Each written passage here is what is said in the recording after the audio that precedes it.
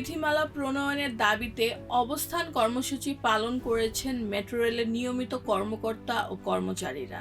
সরকারি বিধিমালা ও সুপ্রিম কোর্টের রায়ের সঙ্গে সাংঘর্ষিক বিশেষ বিধান বাতিল করে দ্রুত চাকরির বিধিমালা প্রকাশের দাবি তাদের। 9 ডিসেম্বর দিয়াবাড়ি মেট্রো রেল ভবনের সামনে তারা এই অবস্থান কর্মসূচি পালন করেন।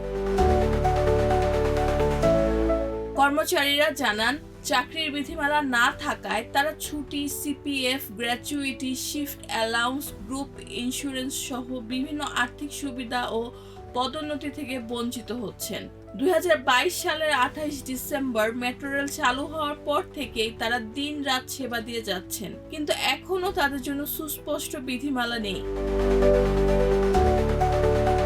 তাদের অভিযোগ, দীর্ঘ আন্দোলন ও দাবি জানানোর পর একটি খসড়া চাকরি বিধিমালা তৈরি হলেও এতে বিতর্কিত বিশেষ বিধান যুক্ত থাকায় 13 বছরের বেশি সময় ধরে বিধিমালা চূড়ান্ত হয়নি। আন্দোলনকারীরা জানান, দাবি আদায় না হওয়া পর্যন্ত মেট্রো রেলের সব কার্যক্রম স্বাভাবিক রাখার শর্তে আন্দোলন চালিয়ে যাবেন।